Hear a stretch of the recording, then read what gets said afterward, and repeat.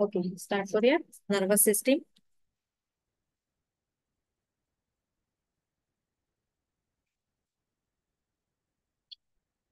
आपल्या शरीरातले जे फंक्शन्स आहेत,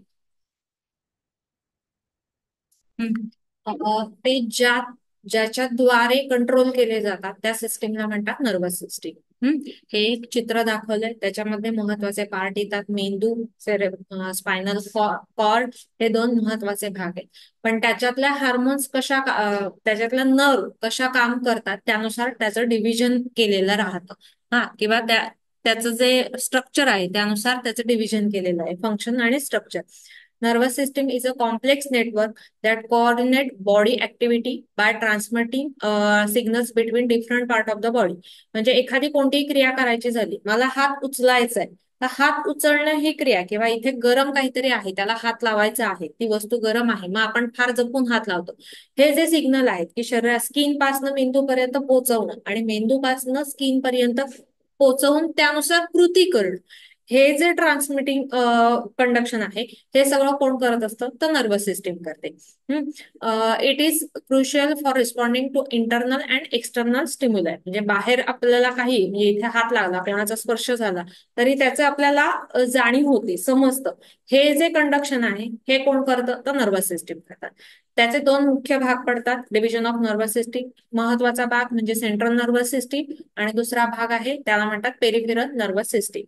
Each part has a specific function and components that work together to control the body. प्रत्येक ह्या दोन्ही डिव्हिजनचे स्वतःची अशी वैशिष्ट्यपूर्ण काही फंक्शन्स आहेत, कार्य आहेत, की जे दोन्ही एकत्र येऊन शरीराच्या ज्या काही ऍक्टिव्हिटी आहेत त्या सुरळीतपणे पार पडतात. आता त्यातलं पहिले सिस्टीम आपण बघूया, सेंट्रल नर्वस सिस्टीम. सेंट्रल या शब्दावरनं तुम्हाला साधारण अंदाज येऊ शकतो. सेंट्रल म्हणजे मध्यभागी, मग मध्यभागी ज्या कोणत्या गोष्टी आहेत त्या येतात सेंट्रल नर्वस सिस्टीम मध्ये. तर त्याचे पार्ट कोणते आहेत? Compromises the brain and spinal cord. महत्वाचा भाग कोणता येतो तो मेंदू, आणि त्या मेंदू पुढे कंटिन्यू झालेला आहे तो म्हणजे स्पायनल कॉर्ड. हे दोन त्यातले महत्वाचे भाग आहेत. त्याचं फंक्शन काय आहे? Acts as the control centre, processing integrating information. It is responsible for higher function like thought, memory and emotion. म्हणजे डिसिजन मेकिंग असेल किंवा विचार करणं असेल, या सगळ्या गोष्टींचं मेजर पार्ट किंवा कोणत्याही कृती करणं, ऍक्शन करणं, हे सगळ्या गोष्टी कुठे केल्या जातात, कशाद्वारे केल्या जातात तर ह्या सिस्टीमद्वारे केल्या जातात. नेक्स्ट, आता पहिला पार्ट बघूया, पहिला स्ट्रक्चर बघूया, ते म्हणजे brain. The brain is a made up of billions of neuron and glial cells. काल मी सांगितलेलं लक्षात असेल साधारण. तर प्रत्येक फंक्शन म्हणजे प्रत्येक अवयवाचं काहीतरी बेसिक फंक्शनल युनिट असतं. तर ब्रेनचं फंक्शनल युनिट आहे त्याला म्हणतात न्यूरॉन. तर ब्रेन हे असंख्य बिलियन्स न्यूरॉन्सनी तयार झालेलं आहे. ठीक आहे. त्याचं ब्रेनचं वेट किती आहे, वजन किती आहे, तर सर्वसाधारण 1300 ते 1400 ग्रॅम एवढं त्याचं वजन आहे. The brain is a most important part of the nervous system. सगळ्यात महत्वाचा भाग आहे. ब्रेन मधनं सगळ्या गोष्टी कंट्रोल केल्या जातात, हँडलही केल्या जातात. त्याचे पार्ट पडतात, म्हणजे ब्रेनचे पार्ट पडतात. मराठीत सांगायचं झालं तर छोटा मेंदू, मोठा मेंदू, हे आपल्याला ऐकून माहिती आहे. त्याच्या स्ट्रक्चरनुसार त्याचे 3 भाग करतात. विविध प्रकारे त्याचं डिव्हिजन केलं जातं. तर आपण बेसिक पार्ट बघूया. First part is a cerebrum, म्हणजे सेरेब्रम मोठा मेंदू. ज्या वेळेला आपण स्कल बघितला होता, म्हणजे काय हाडं, अस्थि, त्यावेळेला स्कलची रचना लक्षात असेल तर आपण 8 हाडं सांगितलेली होती. कवटीची 8 हाडं असतात. तर ती ती जी नावं आहे तीच ह्या पार्टची नावं आहे. त्या बोनची जी नावं आहेत तीच ह्या बोनची नावं आहे. या प्रत्येक लोब नुसार प्रत्येकाचं काम वेगवेगळं आहे. म्हणजे parietal lobe, frontal lobe, occipital lobe, हे यानुसार त्याची नाव आहेत. म्हणजे इथे जे हाड आहे तेच त्या लोबचं, त्या मेंदूच्या भागाचं नाव दिलेलं आहे. इथे 2 जी हाड आहेत तेच त्या मेंदूच्या भागाचं, सेरेब्रमचं नाव दिलेलं आहे. अशी त्याची नावं दिलेली आहेत. It is a largest part, खूप मोठा भाग आहे, responsible for higher brain functions. त्याच्यामधले भाग काय येतात तर सेरेब्रल कॉर्टेक्स, म्हणजे मेंदूची रचना जर बघायला गेलं तर बाहेरचा भाग येतो त्याला म्हणतात कॉर्टेक्स. कॉर्टेक्स हे ग्रे मॅटर आणि व्हाईट मॅटर म्हणजे जर ओपन केला तर त्याच्यामधलं जे स्ट्रक्चर आहे किंचित करड्या रंगाचं स्ट्रक्चर दिसतं, किंचित पांढऱ्या रंगाचं स्ट्रक्चर दिसतं. प्रत्येकाचे फंक्शन्स ही वेगवेगळी आहेत आणि खालच्या चौकोनामध्ये दिसत असेल तर ते वळ्या वळ्या कशा दिसतात तशा पद्धतीने मेंदूची रचना असते. आणि ह्या सगळ्यावरती बाहेरनं एक कठीण असं आवरण असतं कवटीचं. त्या कवटी आणि मेंदू याच्यामध्ये जे फ्लुइड्स असतात त्याला म्हणतात सेरेब्रो स्पायनल फ्लुइड, की जे आपल्याला शॉक ऍब्सॉर्बर म्हणजे मेंदूला डायरेक्टली कुठेही इजा होऊ नये म्हणून काम करतं. हा त्याला सपोर्ट देतो एक प्रकारे. ठीक आहे. Cerebral cortex outer layer involve in the complex function like thought, memory and language. वेगवेगळ्या प्रोसिजरसाठी याचा महत्वाचा रोल आहे. सेरेब्रम जे आहे ते ऍक्च्युली दोन पार्ट मध्ये डिव्हाइड केलेलं आहे. हा, लेफ्ट पार्ट आणि right side part, left side part. हा, ज्या वेळेला आपले कोणतेही फंक्शन्स असतील तर लेफ्ट साइडचा म्हणजे उजवा मेंदू, उजव्या बाजूचा भाग हा डाव्या बाजूचा कंट्रोल करतो आणि डाव्या बाजूचा भाग आहे तो उजव्या बाजूचा कंट्रोल करतो. आणि व्हाईल त्याचे फंक्शन्स पण त्याच प्रकारे आहेत. फंक्शन लेफ्ट साइड ब्रेन जे आहे ते अनालिटिकल थिंकिंग, लॉजिकल थिंकिंग यासाठी त्याचा उपयोग केला जातो आणि राईट साइडचं जे आहे ते क्रिएटिव्हिटी, आर्ट याच्यासाठीचा उपयोग केला जातो. म्हणजे आयक्यू वगैरे काढतात त्यावेळेला कोणतं फंक्शन अधिक जास्त ऍक्टिव्हेट आहे त्यानुसार ते आयक्यू काढले जातात. ओके. हे त्याचे लोब आहेत. मी मगाशी एक्सप्लेन केले. फ्रंटल लोब म्हणजे पुढच्या बाजूचा, परायटल मधले, टेम्पोरल इथल्या आतमधले, ऑसिपिटल बॅक साइड आणि खालचा छोटा मेंदू जो आहे त्याला म्हणतात सेरेबेल्लम. ठीक आहे. त्या प्रत्येकाचं फंक्शन्स वेगवेगळे आहे. प्रत्येकाचं कार्य वेगवेगळं आहे. काय आहे ते आपण बघूया. Cerebrum is divided into 4 lobe. हा, frontal lobe involve decision making, विचार करण्यासाठी त्याचा उपयोग जास्त केला जातो. Problem solving, controlling behaviour. Parietal lobe कशासाठी उपयोगात येतं तर process sensory information like touch, temperature हे जाणीव करून घेण्यासाठी परायटल लोब ऍक्टिव्हेट काम करत असतं. Temporal lobe responsible for processing auditory information and memory. ऐकण्यासाठी जे सेंटर्स आहेत हे सगळे त्या टेम्पोरल लोब मध्ये आहेत. ऑसिपिटल व्हिज्युअल प्रोसेसिंग, हा म्हणजे बघणं, दृष्टी याच्यासाठी तिथली सेंटर्स काम करतात. मगाचं स्ट्रक्चर फक्त अधिक नीट व्हिज्युअलाइज करून तुम्हाला दाखवलेलं आहे. जे रंगीत जास्त दिसतंय म्हणजे गुलाबी, पिवळा, निळा, जांभळा हे सगळं आहे. हा जो भाग आहे ह्याला म्हणतात सेरेब्रम, मोठा मेंदू. हा, त्याच्या खाली जो आहे चॉकलेटी रंगामध्ये दिसतो त्याला म्हणतात सेरेबेल्लम म्हणजे छोटा मेंदू. दुसरा पार्ट आहे cerebellum, located under the cerebrum. It help coordinate voluntary movement, balance and posture. आपल्याला बॅलन्सिंग, तोल जातो असं अनेकदा म्हणतात, त्यावेळेला कोण कोण काम करत असतं किंवा बॅलन्सिंगसाठी आपल्याला कोण मदत करतं तर एक म्हणजे हा सेरेबेल्लम की ज्याच्यावरती बॅलन्सिंग अवलंबून असतं. दुसरं म्हणजे आपल्या कानाची आतली रचना. कानाच्या आतमध्ये शंखाकृती असे गोल वर्तुळ आहेत की ज्याच्यामध्ये एक लिक्विड असतं. त्या लिक्विडमुळे आपलं बॅलन्सिंग केलं जातं.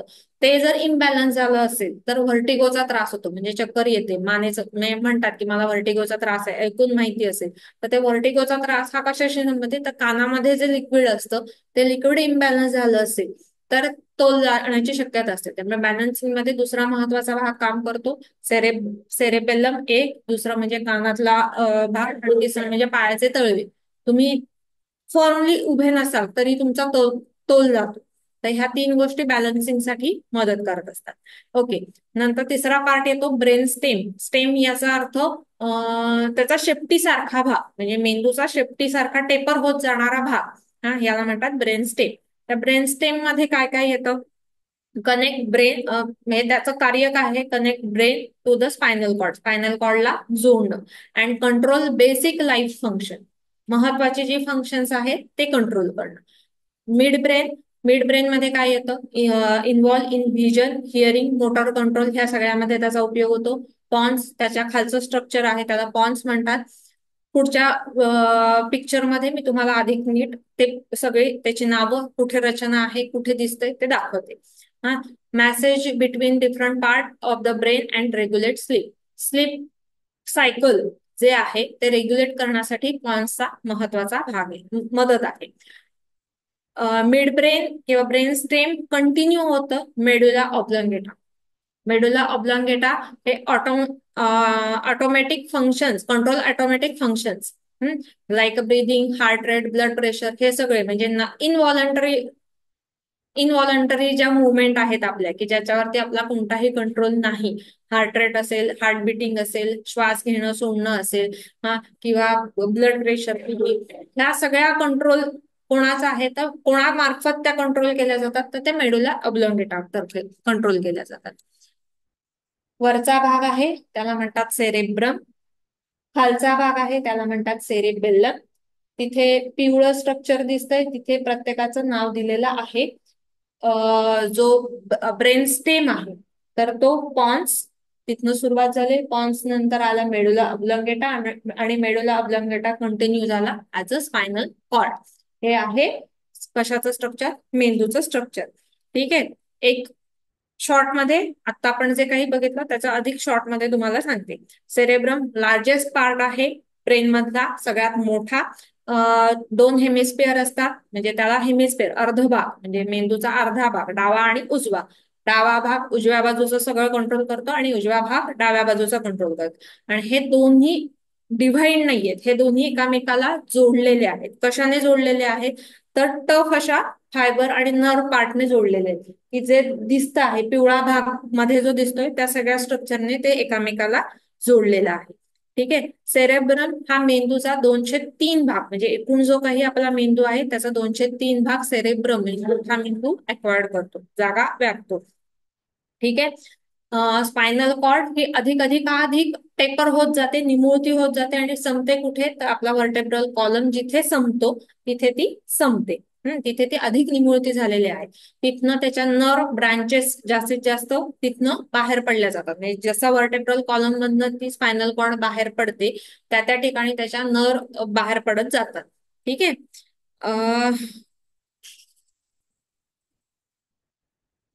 ओके.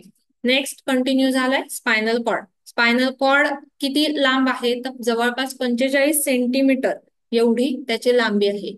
हे काय काम करतं स्पायनल कॉर्ड, तर ज्या काही सूचना आहेत त्या स्किन पासून आपल्या ब्रेन पर्यंत घेऊन जाणं. ज्या काही सूचना आहेत त्या skin, conduction of impulses from skin toward the brain. हा, brain to muscle and gland. Brain म्हणजे मेंदूकडनं त्याच्यात जी काही सूचना आहे ती घ्यायची आणि पुन्हा मसल पर्यंत आणून पोचवायची. मसल्स त्यानुसार कृती करतात. ती कृती झाल्यानंतर पुन्हा काही दुसरी सूचना असेल तर ती घ्यायची आणि मेंदूपर्यंत पोचवायची. हे देवाणघेवाण करण्याचं काम कोण करतं, तर स्पायनल कॉर्ड करतं. Function as a centre of coordinating of reflex action. आता हा एक महत्वाचा मुद्दा आहे, तोही आपण पुढे बघूया. त्याच्या आधी सांगते स्पायनल कॉर्ड किती आहेत, म्हणजे स्पायनल कॉर्ड मधनं ज्या नर्व्ह जातात त्या किती जातात, तर 31 पेअर्स असतात. त्याचे 31 सेगमेंट्स आहेत त्याच्यात. ठीक आहे. Total 31 pair of spinal cord आहेत. A long bundle of nerves that run down the back, वरून खालच्या दिशेने येतात. It act as a pathway for message between the brain and rest of the body. Brain आणि बाकीची पूर्ण body याच्यामध्ये coordination करण्याचं काम स्पायनल कॉर्ड करतात. The spinal cord is protected by the vertebrae. वर्टिब्रेच्या मध्ये एक गोलाकार अशी रचना असते की ज्याच्यामधनं स्पायनल कॉर्ड खाली येतो. It consist of 31 segment, each connected to pair of spinal nerve. त्यामुळे स्पायनल कॉर्डची संख्या किती आहे, तर 31 जोड्या आहेत स्पायनल कॉर्डच्या. फंक्शन काय आहे, it acts as a communication highway transmitting message between the brain and the body. It also coordinate reflexes. तिथे नावं दिलेली आहेत. 31 जोड्या म्हणजे फार वेगळं काही नाहीये. आपले 33 मणके आहेत, त्या प्रत्येक मणक्यामधनं जाणारी जे काही नर आहे, स्पायनल कॉर्ड आहे, स्पायनल नर आहे, त्यानुसार त्याला नावं दिलेली आहेत. मानेचे मणके 7 असतात, तिथे 7 मणके आहेत. क्रॅनियल नर, थोरॅसिक नर, लंबार नर आणि सॅक्रल नर. यानुसार त्याची संख्या झाली 31. मणके आहेत 33, पण शेवटचे 4 आहेत ते फ्यूज आहेत, त्याच्यामुळे तिथनं एकदम ब्रँच शेवटची बाहेर पडते. ठीक आहे. Okay. Spinal nerve arises from the spinal cord. त्याचे नंबर आहेत 31. त्याची संख्या दिलेली आहे सर्वायकल 8, थोरॅसिक 12, लंबर 5, सॅक्रल 5, कॉकेजियल 1. ही संख्या का आहे? कारण ह्याच्यात अजून एक पार्ट येतो, तो म्हणजे क्रॅनियल नर्व. हा, तर क्रॅनियल नर्व ह्या 12 असतात. आणि त्या प्रत्येकाचं काम आणि प्रत्येकाचं सेंटर किंवा प्रत्येकाचं कार्य हे फार महत्वाचं ठरतं. त्याच्यामुळे त्या प्रत्येकाला वेगवेगळी नावं आहेत. म्हणजे उदाहरण सांगायचं झालं तर स्टमक आहे, जठर आहे, तर जठरामध्ये स्त्राव सिक्रेट होणं, ते पचन करणं, ह्याच्यासाठी एक सेंटर काम करतं, एक नर्व काम करते. हा, वेगस नर्व. तर ही किती नंबरची नर्व आहे त्या माहिती पाहिजेत, म्हणून ह्या सगळ्यांची नावं माहिती पाहिजेत. मग स्पायनल नर्व लक्षात ठेवायला तुलनेने सोपे आहेत, कारण जशा मणक्यांची नावं आहेत तशीच त्यांची नावं आहेत. Okay. Function, they are responsible for transmitting sensory information from the body to spinal cord and motor commands from the spinal cord to muscle. Each spinal nerve split into two roots, dorsal and ventral. हे अधिक detail म्हणजे त्याचं division कसं होतं, त्याचं structure कसं होतं, हे फार डिटेल झालं आणि एक बेसिक माहिती आहे. ठीक आहे. याच्यात मी मगाशी सांगितलं क्रॅनियल नर्व. क्रॅनियल नर्व हे काय आहे की डायरेक्टली ब्रेन मधनं ज्या नर्व सप्लाय करतात त्याला म्हणतात क्रॅनियल नर्व. हा, नंबर किती आहेत तर 12 आहेत. हा, इच विथ स्पेसिफिक फंक्शन. एक्झाम्पल जे सांगितले, ऑलफॅक्टर. ऑलफॅक्टर हे स्मेलसाठी, वासासाठी, वास येणं याच्यासाठी ऑलफॅक्टरी नर्व काम करते. ऑप्टिक नर्व व्हिजनसाठी, नीट दिसणं याच्यासाठी कोण काम करत असतं तर ऑप्टिक नर्व काम करते. व्हॅगस नर्व. व्हॅगस नर्व हे काय करते तर control function of heart, lung, digestive tract. Digestive tract म्हणजे अन्न आलंय ते पुढे ढकलायला पाहिजे, त्याचं पचन केलं पाहिजे, त्याच्यामध्ये स्त्राव सिक्रीट झाले पाहिजे, हे सगळं कोण कंट्रोल करत असतं तर व्हेगस नर्व कंट्रोल करत असतं. सो ऑल क्रॅनियल नर्व आहेत, त्याचे 12 नावं आहेत, त्याचे क्रमांक ठरलेले असतात, तिथे पुढे नंबर दिलेले आहेत. ऑल फॅक्टरी फर्स्ट म्हणजे रोमन अंकामध्ये लिहिले, ती पहिली नर्व आहे. ऑप्टिक नर्व ही दुसरी नर्व आहे. व्हॅगस नर्व ही 10वी नर्व आहे. हे प्रत्येकाची नावं ठरलेली आहेत. हे अधिक डिटेल आहेत, तुम्ही पुस्तकामध्ये बघा. जर डिटेल्स मध्ये असेल तर त्याची फक्त नावं पाठ करून कशाशी काय संबंधित आहेत एवढंच त्यातलं महत्वाचं आहे. ठीक आहे. त्याचं फंक्शन्स काय, ते mainly control functions related to head and neck, including sensory function like smell, vision, taste and motor function like eye movement आणि फेशियल एक्सप्रेशन्स. इथे सगळ्याची नावं दिलेली आहे. ठीक आहे. म्हणजे तुम्हाला अधिक डिटेल असेल तर त्या कुठे कुठे काय काय काम करतात ह्याही दाखवलेल्या आहेत. ऑप्टिक, डोळ्याची पहिली येते ऑलफॅक्टरी, दुसरी येते ऑप्टिक, डोळ्याशी संबंधित आहे. तिसरी ऑक्युलोमोटार, डोळ्याचे जे स्नायू आहेत म्हणजे बुब्बुळ इकडे आणि इकडे हलवणं, मुवमेंट करणं याच्यासाठी काम करतात. ट्रायजेमिनल. ट्रायजेमिनल ही बघायची झाली म्हणजे हे अधिक डिटेल झालं, ही बघायची झाली तर अशा पद्धतीने मिळेल. म्हणजे त्याचा जो सप्लाय, नर्व सप्लाय हा एवढ्या भागामध्ये राहतो. हा, त्यामुळे इथे काही प्रॉब्लेम झाला असेल तर ह्या भागामध्ये प्रॉब्लेम येतो. त्याच्यानंतर हे प्रत्येकाची नावं दिलेली आहेत. फेशियल, काय अबडकन्स, ऍसेसरी, हायपोग्लॉसियल, व्हेगस ही सगळी त्याची नावं दिलेली आहेत. प्रत्येकाचे नंबर दिलेले आहेत. ते क्रमाने शक्य असल्यास पाठ करा, त्यानुसार त्याची किमान बेसिक ते कुठे कुठे काम करतात. पण माझ्या माहितीनुसार तुम्हाला एवढं डिटेल क्रॅनियल नर्व नाहीये. Okay. Peripheral nervous system. Peripheral nervous system short मध्ये त्याला PNS असं म्हणतात. Consist of all nerves outside to the central nervous system. Central nervous सिस्टीमच्या बाहेर जाऊन ज्या काही नर्व्स येतात त्या सगळ्याला म्हणतात peripheral nervous system. Including sensory आणि motor neurons. It connect CNS to the limb and organs. म्हणजे आपले हात आणि पाय बेसिकली याला कनेक्ट करणारे जे पार्ट आहेत किंवा त्यांचं काम करून घेण्याचे जे काही पार्ट आहेत त्या सगळ्याला म्हणतात पेरिफेरल नर्वस सिस्टीम. त्याच्यात पुन्हा दोन प्रकार पडतात, सोमॅटिक नर्वस सिस्टीम आणि दुसरा आहे ऑटोनॉमिक नर्वस सिस्टीम. पहिलं somatic nervous system. Somatic nervous system काय काम करतं तर control voluntary movements, like a walking. आपल्याला चालायचंय, हात उचलायचंय, तर हे सगळं कोण कंट्रोल करत असतं तर somatic nervous system. Transmit sensory information to the CNS म्हणजे सेंट्रल नर्वस सिस्टीम पर्यंत सेन्स जे काही स्पर्श झालाय, चालायचंय किंवा तिथे काही जाणीव झाली, तर हे सिग्नल ट्रान्समिट करण्याचं काम कोण करतं? तर somatic nervous system. Motor neurons आणि सेन्सरी न्यूरॉन्स असा मागाशी शब्द होता. तर मोटर म्हणजे काय? जे सिग्नल्स आपल्याला सीएनएस पासून मसल्स पर्यंत पाठवायचे, म्हणजे जो काही डिसिजन घेतला आहे तो सेंट्रल नर्वस सिस्टीम पासून मसल पर्यंत पाठवायचा आणि त्यांच्याकडनं कृती करून घ्यायचं. तर ह्या सिग्नलला ट्रान्समिटिंगला म्हणतात मोटर न्यूरॉन्स. आणि जे न्यूरॉन्स उलट म्हणजे स्किन पासनं सीएनएस पर्यंत सगळे माहिती सप्लाय करतात, जी कोणती असेल, तर त्याला म्हणतात सेन्सरी न्यूरॉन्स.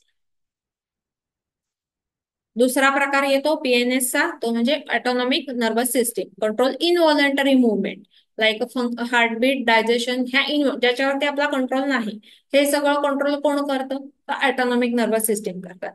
त्याचं पुन्हा दोन प्रकारांमध्ये डिव्हिजन होतं, सिम्पॅथेटिक नर्वस सिस्टीम आणि पॅरासिम्पॅथेटिक नर्वस सिस्टीम.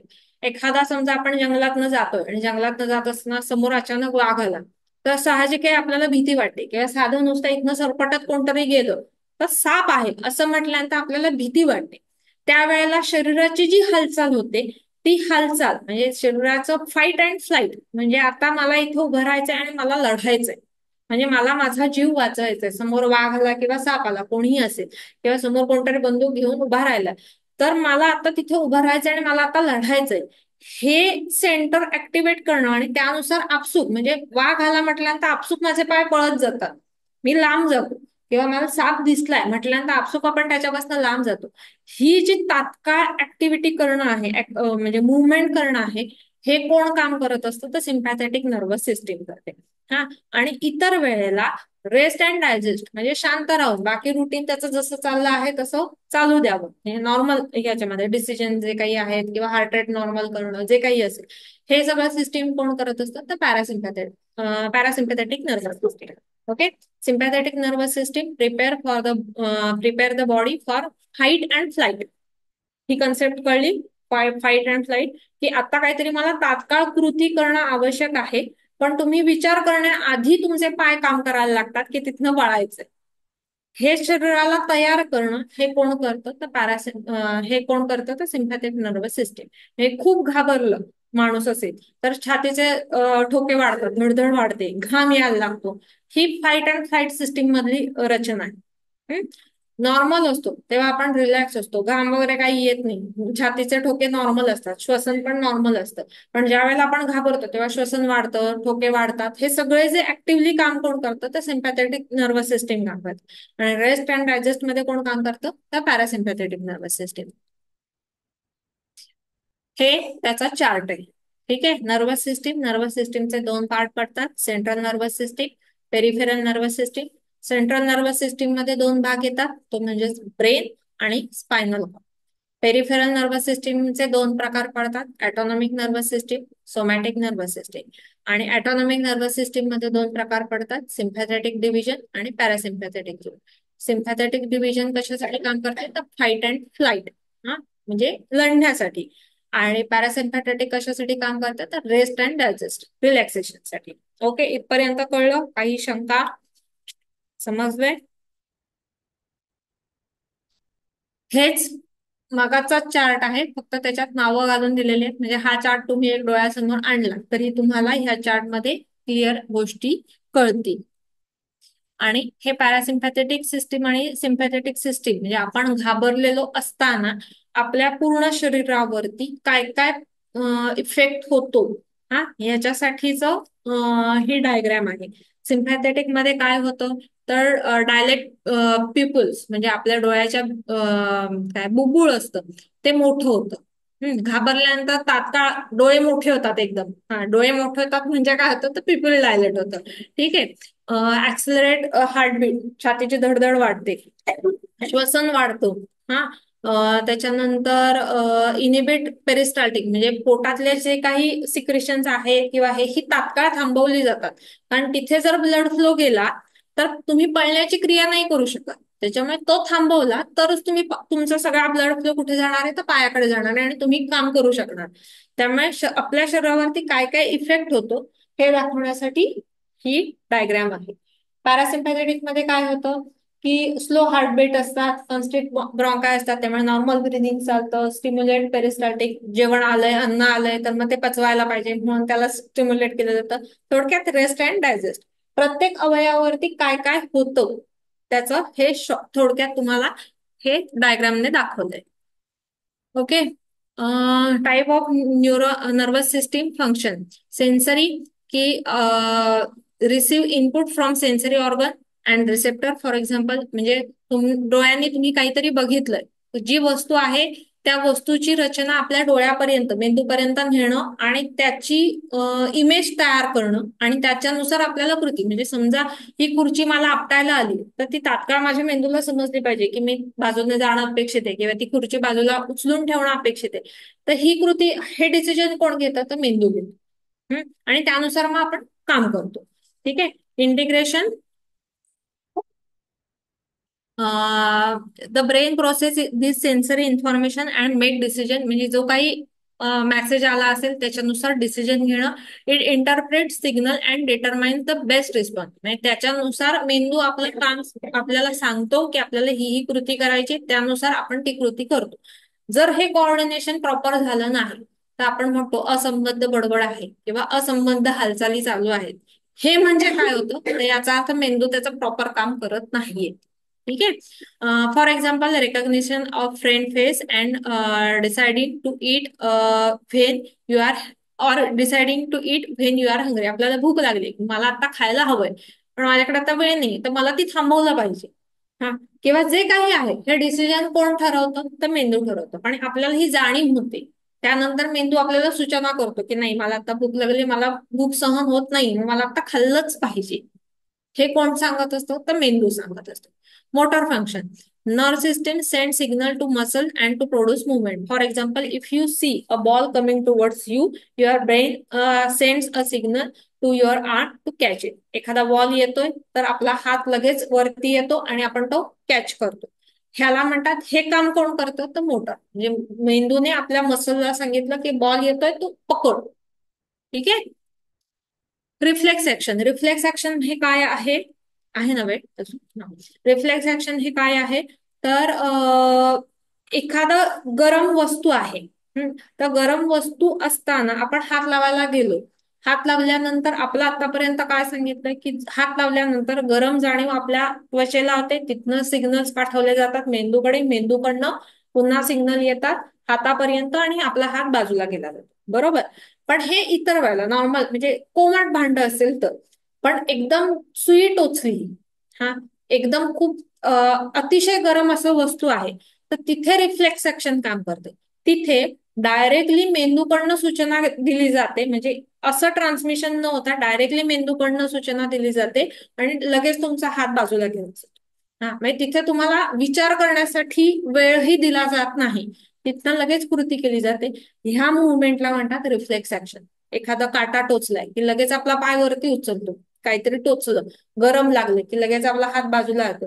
हे काम कोण करतं तर रिफ्लेक्स ऍक्शन.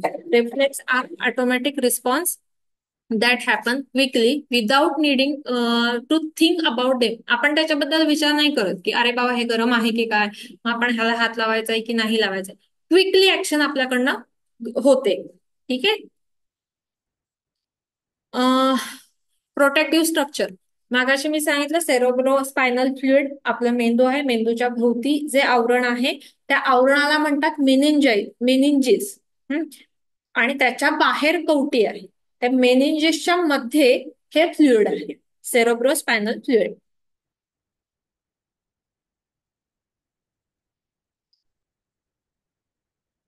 हे काय करतं तर ब्रेन आणि स्पायनल कॉर्डला प्रोटेक्शन देतं.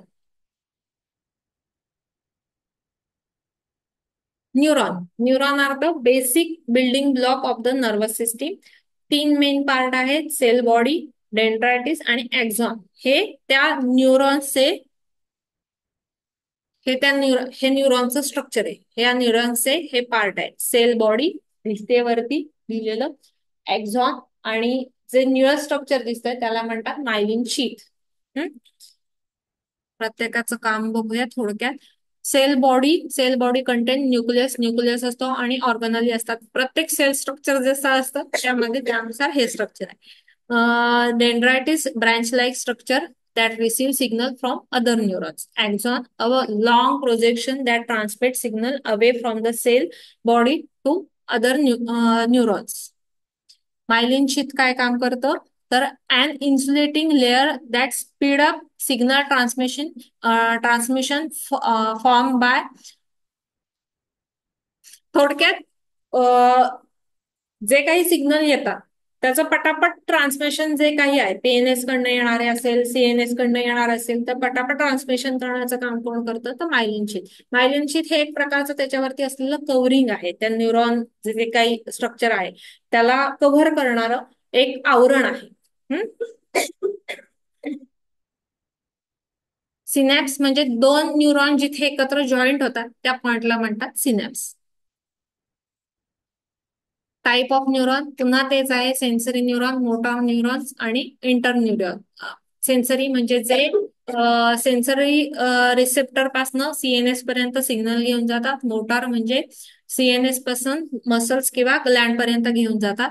आणि इंटर न्यूरॉन्स म्हणजे काय, तर कनेक्ट सेन्सरी आणि motor neurons within the CNS and play key role in reflex and complex behaviour. ठीक आहे. सिग्नलिंग प्रोसेस मागाशी मी सांगितलं कशा पद्धतीने सिग्नल आपल्याला पाठवले जातात, मेंदू कसं काम करतं आणि मेंदूपासनं कशा पद्धतीने पुन्हा आपल्याला सिग्नल पाठवून त्यानुसार आपल्याकडनं कृती केली जाते. सगळी जी मेन कामं आहेत हे सगळं नर्वस सिस्टीम हँडल करत असते. इंटिग्रेशन, प्रोसेसिंग, एखादा इन्फॉर्मेशन आहे त्याच्यावरती विचार करायचा आहे, त्यानुसार कृती करायची, तर हे काम कोण करतं, नर्वस सिस्टीम करते. कंट्रोल ऑफ मुवमेंट, मला हात हलवायचाय, पाय हलवायचाय, किती प्रमाणामध्ये मी हलवणार आहे, माझं पायाची कॅपॅसिटी संपली तर मला आता पाय थांबवायला पाहिजे, अजून चालता नाही, हे कोण ठरवतं, तर मेंदू ठरवतं. त्या थकला आहे हेही जाणीव कोण करून देतो, तर मेंदू करून देतो. होमिओस्टॅटिस म्हणजे autonomic nervous system help to regulate internal process, म्हणजे जे काही आपलं टेम्परेचर बाहेर थंडी आहे, टेम्परेचर वाढलं पाहिजे, शरीर गरम राहिलं पाहिजे, बाहेर उष्णता आहे, शरीराचं टेम्परेचर नॉर्मल राहिलं पाहिजे, हे सगळं कोण करत असतं, तर नर्वस सिस्टीम कंट्रोल करते. ठीक आहे, इथपर्यंत समजलं, याच्यात काही शंका? 10 मिनिटं संपत आहे. नेक्स्ट कंटिन्यू करू का, काय करू? तुम्ही वाचून बघा, म्हणजे पुढचे दोनच लेक्चर्स आहेत. म्हणजे एक एंडोक्राइन सिस्टीम आहे, हे बंद करते. सरांना सांगा जरा प्लीज. सरांना सांगा. दोनच सिस्टीम आहेत, एक म्हणजे एंडोक्राइन सिस्टीम आणि सेन्सरी ऑर्गन. हा, ह्या दोनच पार्ट आहेत. तर ते पार्ट तुम्हाला वाचून समजू शकतील, नाही समजले तर मला विचारा, आणि मी त्याच पद्धतीने स्लाइड केलेले आहेत. पण नाही समजलं तर तुम्ही विचारा. तुम्ही आहात का थोडा वेळ, मग मी तेवढं कंटिन्यू करते, नाही कळलं तर तुम्ही विचारू शकता. आणि बाकी झालंय.